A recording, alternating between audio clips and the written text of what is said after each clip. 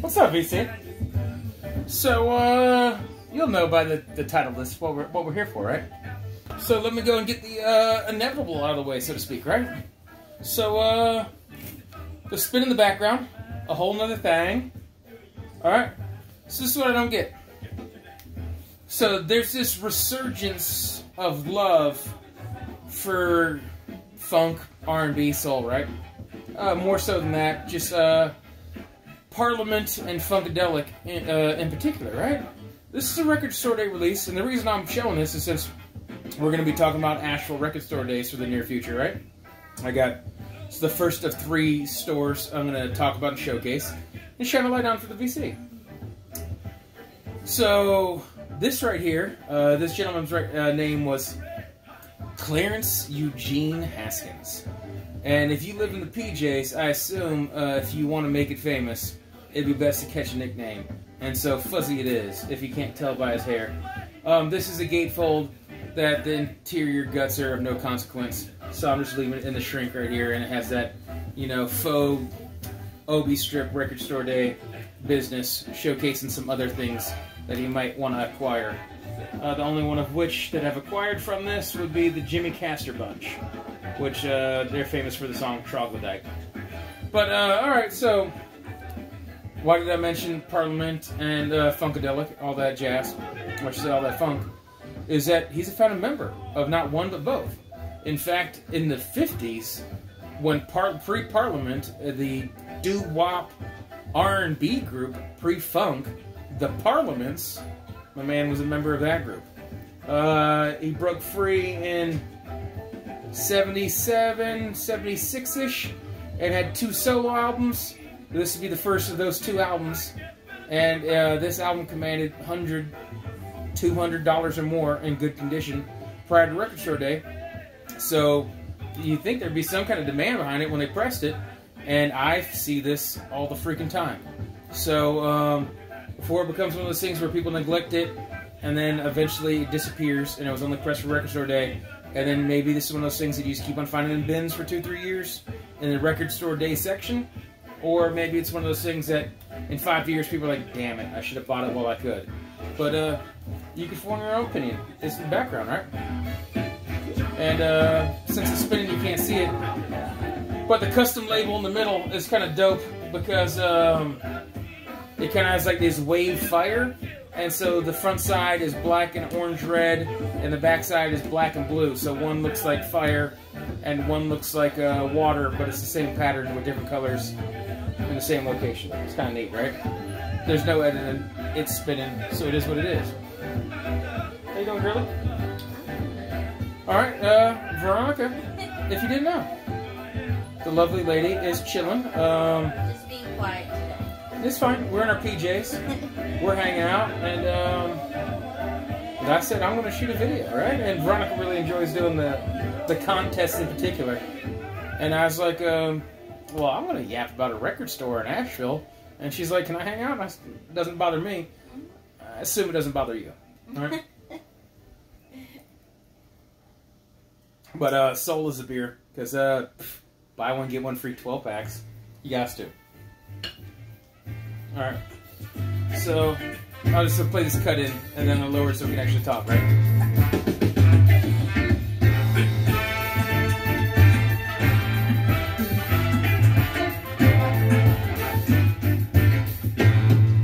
Cookie jar.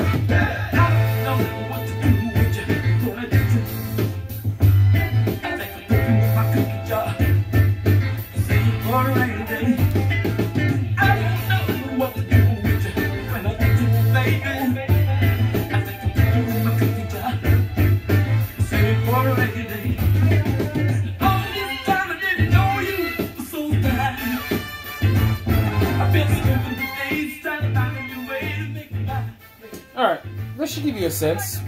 If you like it, then you like it. If not, it's all gravy, baby. Alright, let's get down to the nitty gritty. Alright? So, Harvest Records is the topic. Alright? You should know. whatever cliche icon coming. You'll know before you even get into it, right? So, before we get into the record store, and if you watched my last video, you know that I got 3 of these coming, right? And if you watched my last video, no one get a sense about anything I might say today, because it's all based on one-time trips to these record stores. And I'm a firm believer the same way when I talk on Pharmacy Records and Cabin Floor Records and Horizon around here. It's because I frequent all the above frequently. I have a rapport with the staff and the owners of all those locations. I spend serious money. And they know my likes and dislikes. They hook me up and everything. And so, to extents. And so this is just one-offs at these locations, and all of which the locations, this one being Harvest Records, and the other 2 coming in the future, I definitely go back to again. Alright, so, but Harvest was the one everyone was telling me, you gotta go to. You gotta go to. It's the Cat's Pajamas, right? And I'll be straight up honest with you, if you saw the last video, they took the bronze out of these 3, and I'll tell you why, right? You can't help, especially if you're a tourist and you're visiting, right? Location factors into things, right? So before I get into the location, it was Labor Day weekend, right? They were doing a big basement blowout sale we didn't even get to because we were trying to, check in a hotel and some circumstances happened. We'll get it to, right? But so everything's 15% off.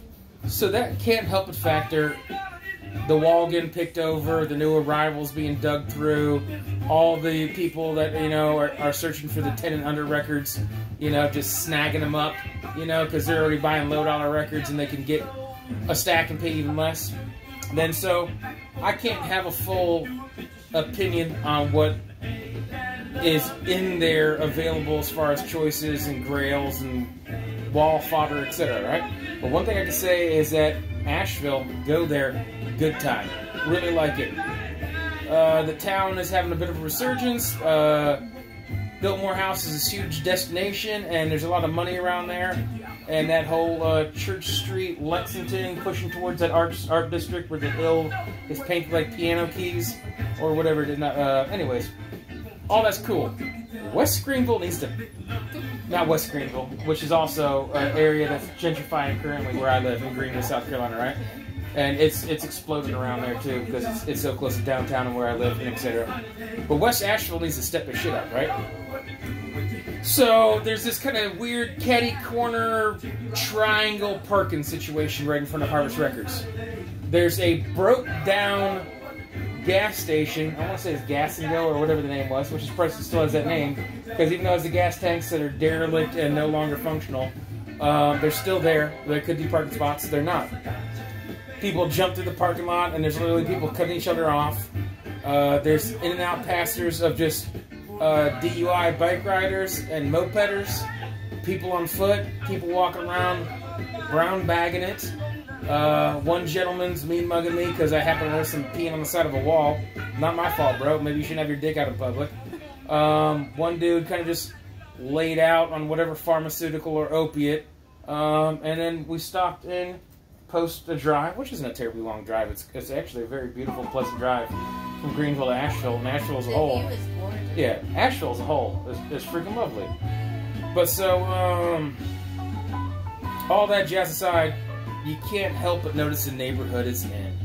All right, and if you're a tourist, we'll get these other 2 record stores are a block apart, and that factors in when you're hunting, right? And then so, one little thing that kind of affected the flipping is that my lady set down her phone after offering her to treat my soda and her pack of gum. She's like, oh, I'll grab this. I was like, okay, sweet. So we literally go to cross the street. It's that close. She comes back and her initial thought is like, oh, crap, I forgot my phone. I'm going to go grab my phone because it's been 93 seconds. It should still be there. No, it wasn't there. No one saw what happened. Nobody knew anything. There's no access in the cameras. I left my phone number. Nobody called. It is what it is. Lesson learned. I mean, yeah, you shouldn't set your phone down, but at the same time, you'd like to think that human nature, probably not in that neighborhood, but you should be able to set down your phone for 90 seconds and come back to it. And then, by the way, do you want to describe your phone or should I? Just describe it. Okay.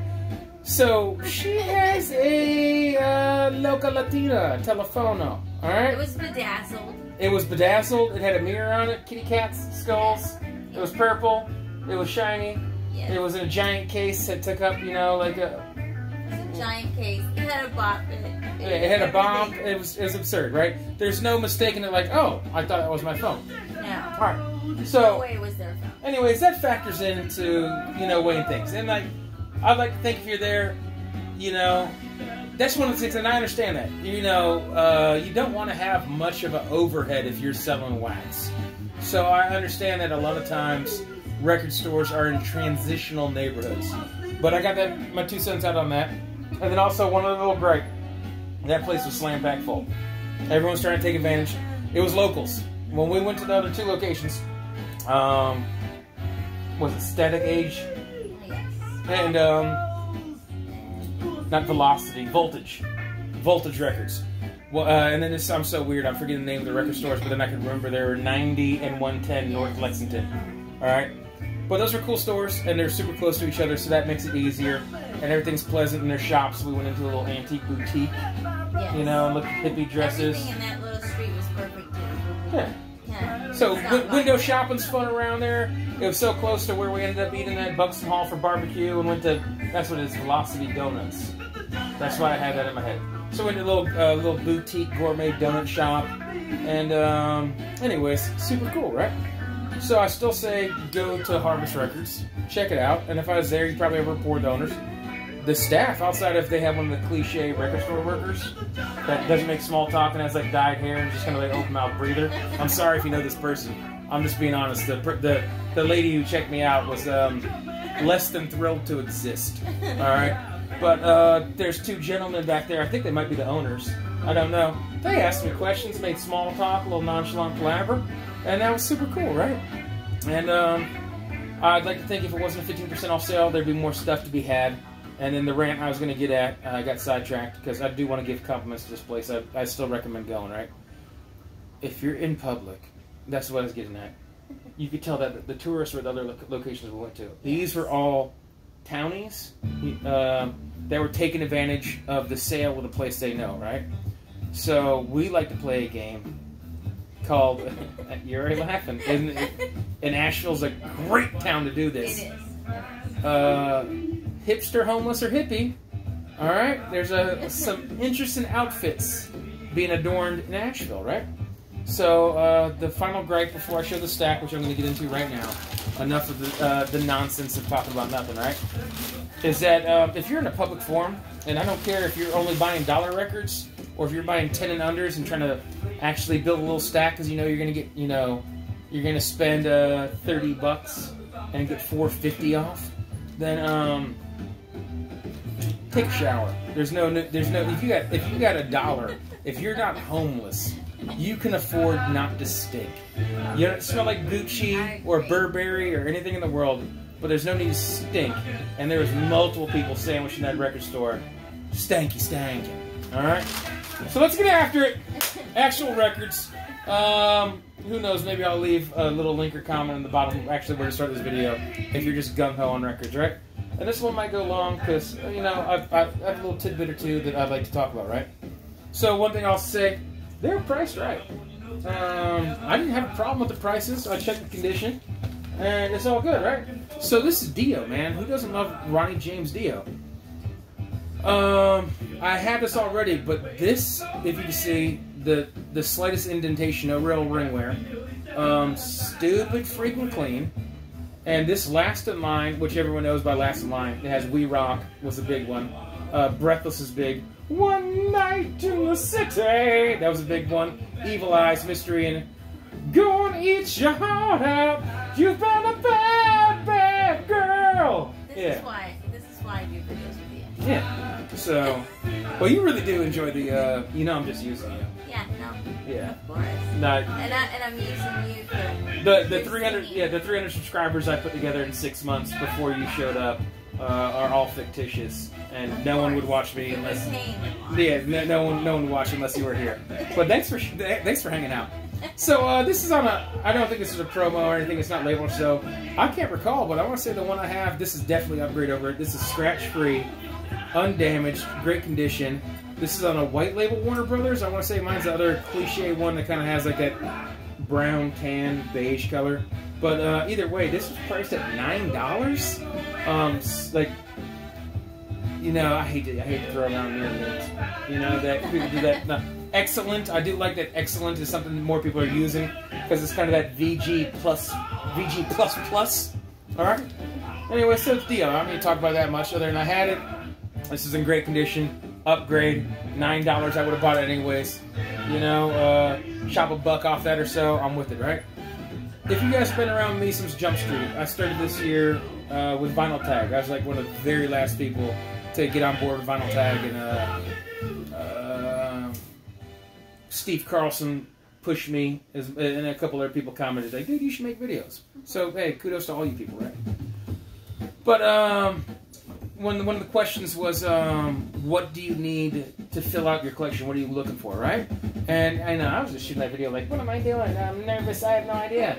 You know, and I was saying, what? I just thought to myself, well, I don't have any New York Dolls. Like, that, to me, that at that time, I was thinking to myself, I freaking love the New York Dolls. Why wouldn't I have it, right? And if you can't tell, this is definitely not OG. The fact that anything that says collector's limited edition, you already know that it's meant to be a collector's item. So it's either mass-produced or a second round of it in anything in this world, whether it's, you know, toys or, you know, models or etc. Right? So this is still on Mercury, on that translucent. I don't know how well it's showing that it is see-through red. And I'll probably talk more about New York Dolls in the near future. This is in the shrink, amazing condition. This was in the new arrivals on the wall, so I snagged this.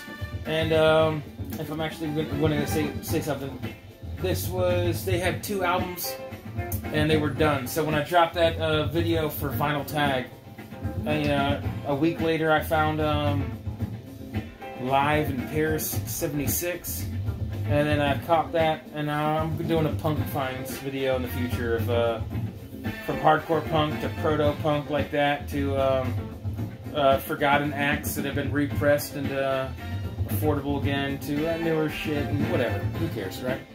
Alright, so I guess we're keeping it random. Outside of my rant where I was giving people a tidbit on the record store and what to expect in the neighborhood. Because, you know, dude, I do enjoy Harvest, and if you're a psycho like me that's just going to drop money, you know, at record stores pretty willy-nilly, then, you know, hit up all the above and then the ones we didn't even go to. Cool. All I'm saying is if I was just a tourist, you know, and I have time is limited, your wife is just like, you can go to one record store. She's going to let you go to, if you go to Harvest, there's no way she's going to let you drive down the road and then hit up Voltage or whatever. But if you go to Voltage and then she's window shopping or whatever, and you can go over 100 yards, you can sneak into 2 record stores, right? But especially if you're just like, oh, I'll meet you back in an hour. But if you want to be crafty, right? And you're a trooper. You actually went to record stores with me. You know, I enjoy them. I really do.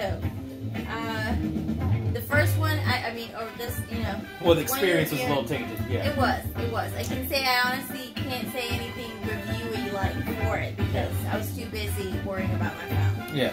Well, it was a little stressful because we just got in town and we left early, so the whole day was in front of us. Because my plan was, because, you know, I spend time with my lady, is that I really wanted to get my record store flipping out of the way on Sunday. One, so that everyone in town didn't have a chance to snag in front of me. I wanted to be the early bird to the worm. But, you know, sometimes the early bird gets the worm, sometimes the last rat gets the cheese. You know, but when it comes to record flipping, I feel like it's definitely an early bird type situation, right? But any hoozles, yeah, you couldn't help but have experience a little bit tainted. And your phone got snagged, and of course that's where our reservations for the hotel and our tickets for the concerts were. So we handled it, and T-Mobile was helpful, and we're already at 19 minutes, but whatever, here we are. I always tell people, you know, you can't hang up for a record. You know? Speaking of which, we're not doing too bad. I only got a couple records left because my stack wasn't that impressive there, right? Because, I mean, when I had them stacked up in another video, this paper bag looked pretty cool. But the lovely Veronica surprised me at the concert and bought me 3 King Gizzard records. So I was thinking about showing them with these, but I figured, you know what? I got a couple King Gizzards.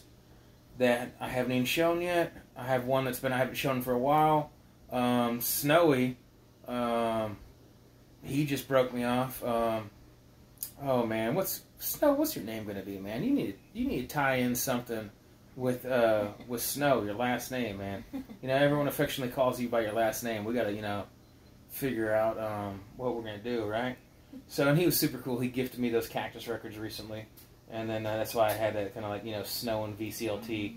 Your boy likes puns, I'm ready for dad jokes, but yeah, you've been prepping your whole life. You like bad jokes too, though. So I do. Yeah, you love a bad joke.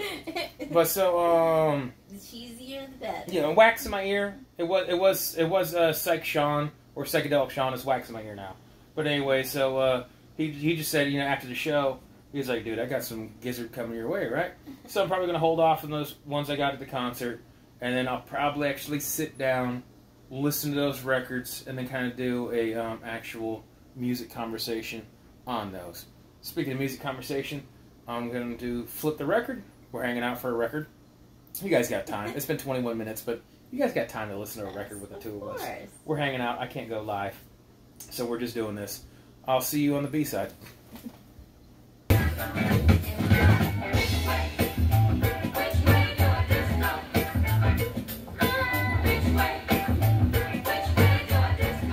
Alright.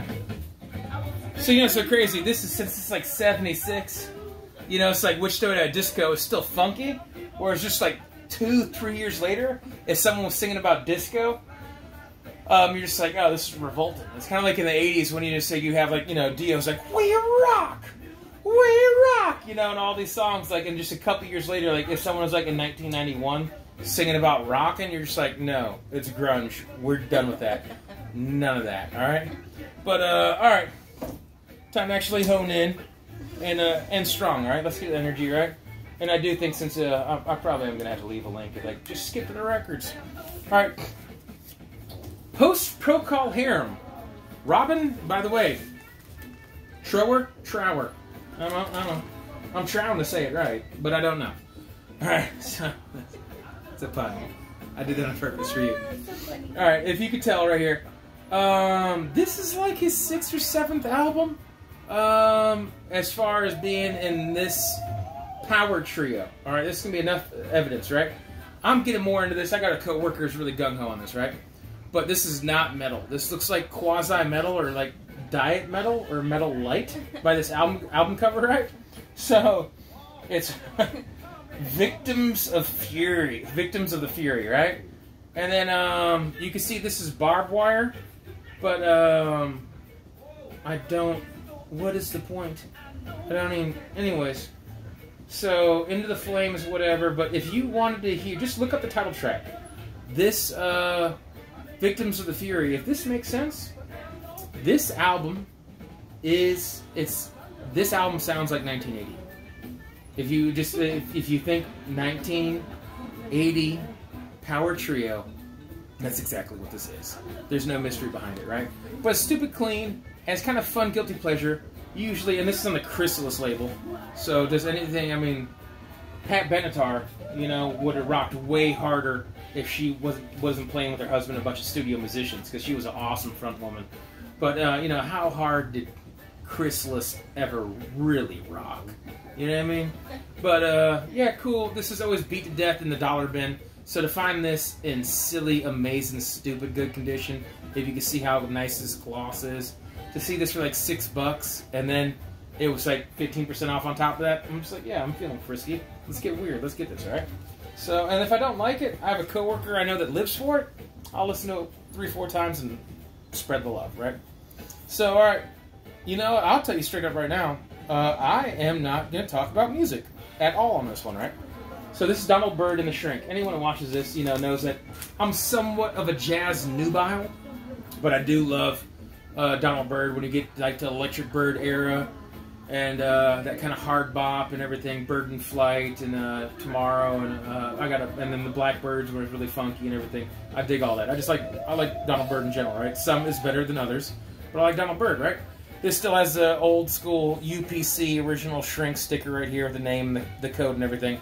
I actually peeled off the, if you can see the little some people leave stuff like that because it's extort.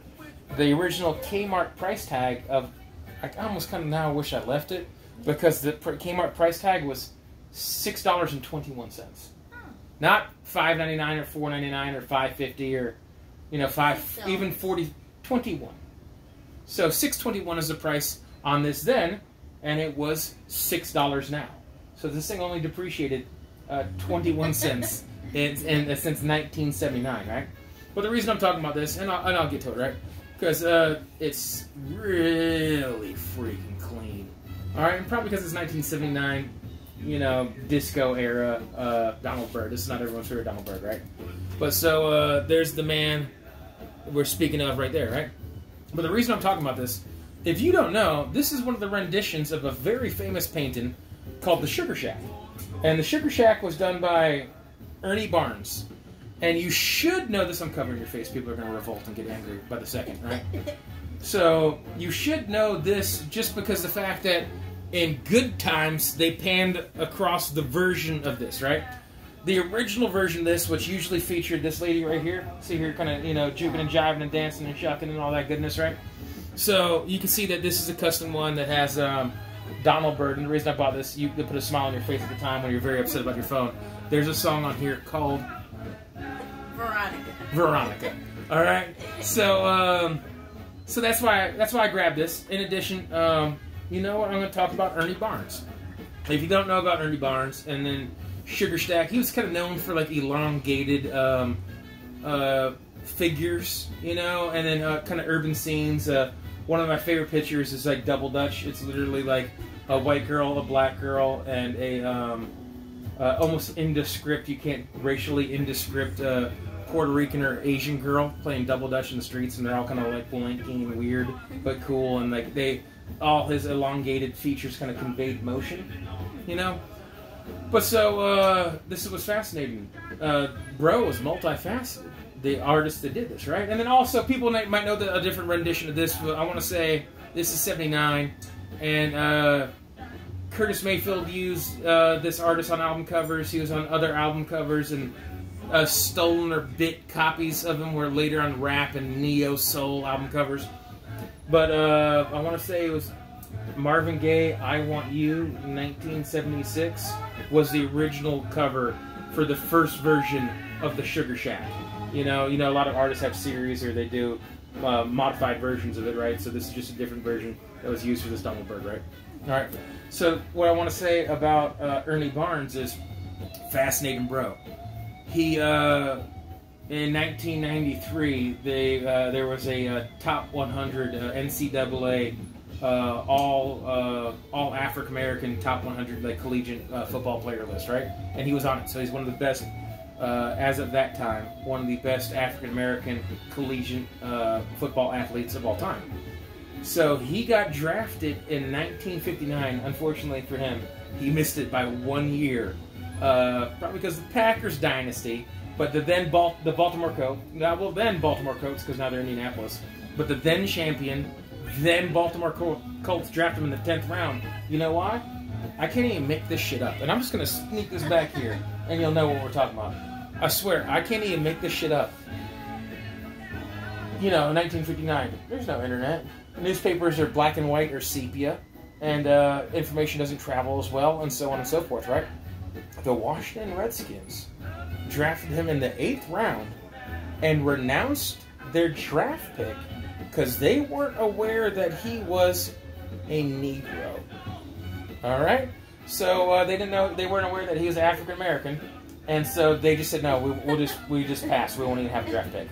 So, wow. So he ended up going to the Colts. He bounced around the league a little bit. He played for the man, this is all somewhere deep in the back of my mind. Why do I know this shit? But then sometimes I can't talk about music because I don't have anyone to go back and forth with. But so anyway, yeah, this is just all in my brain somewhere. The Titans of New York, if anyone remembers those hideous alternate uniforms, right?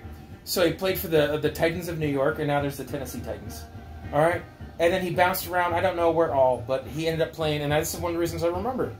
Besides the artist and growing up with Good Times when James died, that shit was sad. You know? Damn, damn, damn! But so, I'm so weird. I'm everywhere. Alright, I'm just pew, pew, pew, pew, pew, pew, pew. But so, I don't know how he does it. yeah, so, because I have all these things just flooding me. That's why I was focused. I have, like, just a plethora of knowledge. A plethora? A plethora. But so, would you say you have a plethora of sweaters? Alright, so back to it before I actually lose train of thought. I'm going down this, like, freaking wormhole of, I'm on inception levels of weirdness, right? So you end up playing with the Saskatchewan Rough Riders.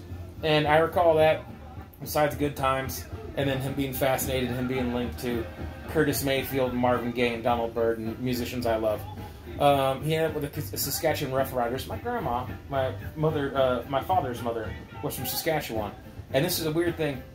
Now, I'm ballparking here. So if any Canadian friends are actually watching this shit right now, I swear to God, they've played in like 18, 19, 20 championship games. They've won like 3 or 4.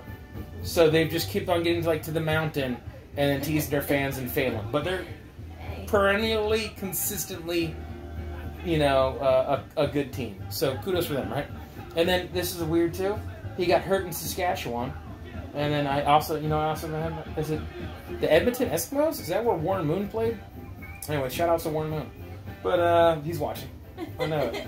But, so he hurt his leg, and then the New York Jets, the owner, paid him as an active player to be the team artist. But he had a paid spot as a player. He was a roster paid spot.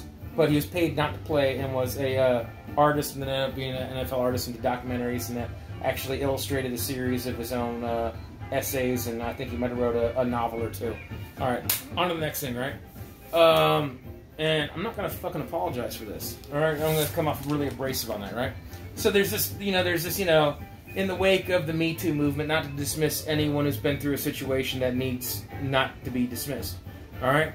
But we live in this world where if someone makes a mistake, or we also recreationally get upset, and everyone's freaking woke, and all this nonsense, that if someone makes a mistake, you're supposed to deny your childhood, or what you grew up with, or what you thought was funny because you didn't know at the time someone's secret indiscretions. All right? But when I was a kid, Bill Cosby was America's fucking dad. All right? So I'm swearing for no reason. I don't care if you're upset by this, right? But so, in the 70s, I grew up with, this is a trio of movies, by the way. This Let's Do It Again. I want to say they made 3 movies, and this third one was kind of an unofficial sequel, and that Sidney Poitier and Bill Cosby, they had different names in the movies too, but then they were kind of like, I don't know, it was kind of like weird and wonky, but you just enjoyed the movies for individually, right? So Uptown Saturday Night. And then, of course, this is, speaking of good times, Jimmy Walker, right? So this is, he was America's dad, man. I didn't know he was a freaking rapist. And I like the music. I'm not going to apologize for liking the, this is the Staple Singers. Yeah, I was about to say the Staple Sisters. The Staple Singers. The music's by Curtis Mayfield, right? And then, I think it's freaking cool. It's got a little water damage. But, like, everyone's like, I can't own this. If I own this, then people are going to think I'm a rapist and I want to smell feet and masturbate onto people's calves while they're passed out. I'm not about that life. Alright? So, but, yeah, we're getting weird. We're losing people by the second. I love that Curtum label. And if you can see here, this says promotion, not for sale. And that's one of my favorite labels of all time, regardless of music. And it's stupid clean. And outside of a little water damage on the white jacket, this is $4 minus 15%. Like, that's, I'm buying it, right? And I don't care if it hurts someone's feelings. And also, one of the things I've talked about this in the past, like when I went on a rant when Snowy gifted me that cactus. I had the Son of Cactus, and it was a DJ promo copy.